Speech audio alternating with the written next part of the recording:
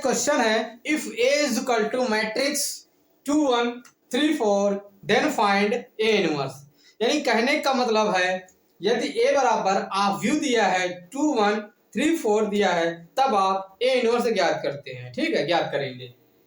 तो A inverse ज्ञात करने से पहले हम लोग एक काम करेंगे, A इनवर्स को चेक करेंगे क्या A इनवर्स का कोई अस्तित्व है, तभी हम लोग A इनवर्स का मान ज्ञात कर पाएंगे, नहीं तो नहीं कर पाएंगे। ठीक है, तो हम चेक करेंगे क्या A इनवर्स का कोई अस्तित्व है, ये विद्यमान है कि नहीं।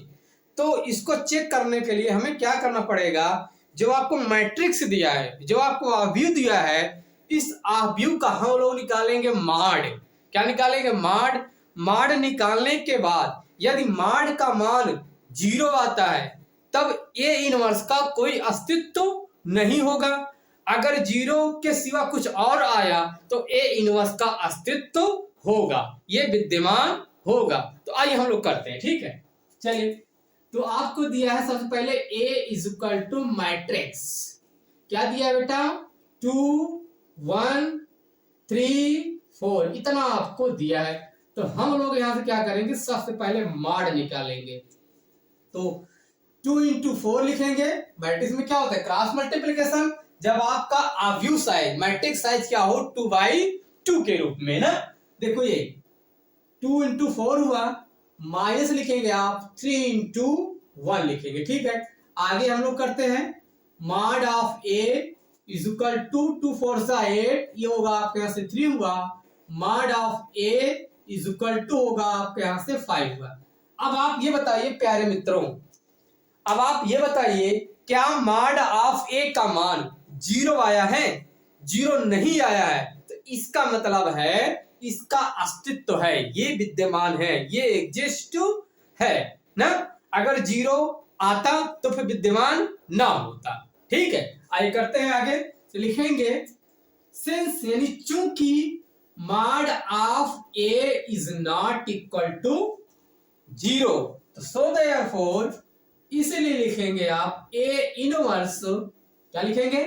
A inverse is exists. क्या लिखेंगे? A इनवर्स इज एग्जिस्ट, यानी क्या है? A इनवर्स विद्यमान है। अब आगे करेंगे, चलिए आगे करते हैं। Now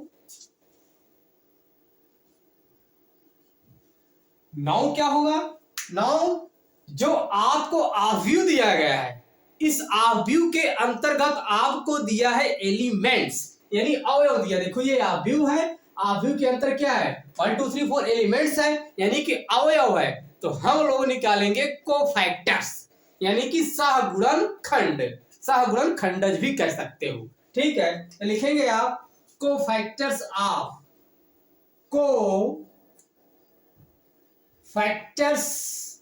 of elements, cofactor of elements, यानी कहने का मतलब है अवयवों का सहगुणनखंड। क्या? अवयवों का सहगुणनखंड, अवयवों का सहगुणनखंड। तो आइए करते हैं। तो सबसे पहले हम लोग लिखेंगे पहला रो पहला कॉलम। आइए देखते कौन है पहला रो पहला कॉलम। देखिए पहला रो पहला कॉलम, देखिए अच्छे से, ये पहला रो पहला कॉलम मुद्दा क्या दिख रहा है आपको? 4 दिख रहा है, तो हम लोग लिखेंगे 4। क्या लिखेंगे? 4 हुआ। फिर लिखेंगे पहला रो दूसरा कॉलम। देखिए ये पहला रो, ये आपका दूसरा कॉलम, क्या दिख रहा है आपको? 4 दिख रहा है, 1 दिख रहा है ना, तो हम लोग लिखेंगे 1। क्या लिखेंगे?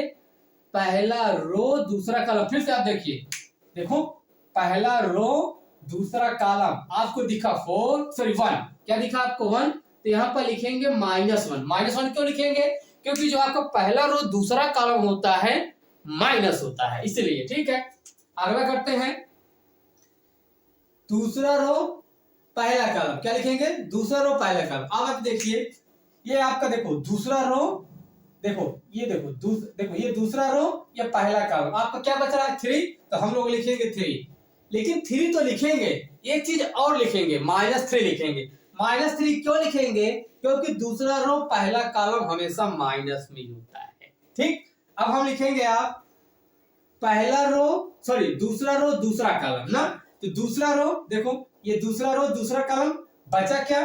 2 बचा, तो हम लोग लिखेंगे 2। ठीक है, इतना आपने किया, अच्छे से किया। अब हम लोग यहां से निकालेंगे आव्यूह लिखेंगे। क्या लिखेंगे? आव्यूह किसका? कोफैक्टर ऑफ एलिमेंट्स यानी सहगुणन खंडों का आव्यूह लिखेंगे। आइए करते हैं। तो लिखेंगे आप मैट्रिक्स ऑफ, क्या लिखेंगे? मैट्रिक्स ऑफ कोफैक्टर्स यानी कि सहगुणन खंडों का आव्यूह। मान लेते हैं बी दिया है। क्या मान लेते हैं? बी इज इक्वल टू, तो पहला रो पहला कॉलम क्या है? 4 है। पहला रो दूसरा कॉलम क्या है? -1 है। दूसरा रो पहला कॉलम क्या है? -3 है। फिर यहां से दूसरा रो दूसरा कॉलम क्या है? आपका 2 हुआ है। अब हम इसको क्या करेंगे? ट्रांसफॉर करेंगे यानी कि परिवर्त करेंगे। तो आइए करते हैं। ठीक है, ट्रांसपोर्ट आप बी कर देना, ट्रांसपोज आप बी यानी बी को हम क्या कर रहे हैं? परिवर्त कर रहे हैं। जो आप बी कर रहे हैं आपका एडजॉइंट भी है। देखिए करते कैसे है, लिखेंगे ट्रांसपोज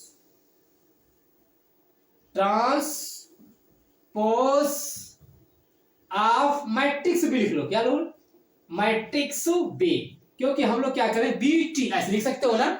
टी मतलब क्या होता है? चाहे टी लिखो, चाहे सी लिखो, चाहे ए लिखो, आप कुछ भी लिखो। तो हम लोग लिख रहे हैं टी। टी से आप समझ जाएंगे ट्रांसपोज है ना। देखो तो इसमें क्या होता है? रो वाला कॉलम, कॉलम वाला रो में। ये 4 - 1 है, मतलब क्या है? हॉरिजॉन्टल है। तो क्या होगा? आपका वर्टिकल होगा। यहां लिखेंगे आप 4 - 1, ये होगा यहां से -3, ये होगा आपके यहां से ये 2 हुआ। इतना आपने किया, अच्छे से किया। अब हम लोग आगे करेंगे। ये क्या हुआ? मतलब हमने जो आव्यूह भी है, बी को हमने क्या किया? परिवर्त कर दिया, ट्रांसफॉर कर दिया। ठीक है, अब यहां लिखेंगे एडजॉइन ऑफ ए। ठीक है, देखो निकालते हैं एडजॉइन ऑफ ए। अब देखो एडजॉइन ऑफ ए जो है, जो आप ट्रांसफॉर निकाले हो, यही चीज आपको क्या होता है? एडजॉइन होता है। क्या होता है? एडजॉइन ऑफ ए होता है। क्यों होता है? क्योंकि आव्यूह से जो आपको आव्यूह दिया है, उस आव्यूह से ये रिलेटेड होता है, संबंधित होता है, इसीलिए लिखा जाता है एडजॉइंट ऑफ ए। आइए करते हैं।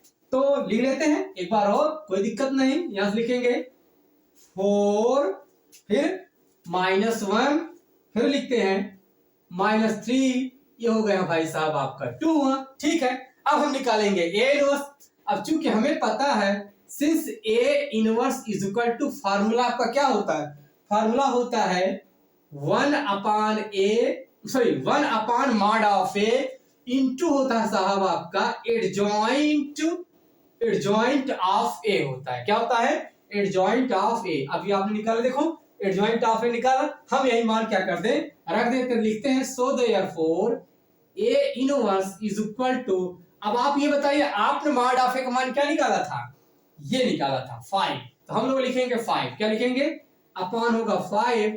अब मैट्रिक्स के अंदर लिखेंगे आप 4 - 1 -3, ये होगा आपके यहां से 2 हुआ। अगर आप चाहें तो अंदर मल्टीप्लाई कर देते हैं। ठीक है, आपको उत्तर यहां भी सही है। ठीक है, लेकिन हम लोग कर दें। ठीक है, चलिए करते हैं। ये होगा यहां से 4/5, ये होगा यहां से -3/5, ये होगा यहां से -1/5, ये होगा यहां से 2/5। ये रहा आपका ए इनवर्स, यहां आपने निकाला। Thank you.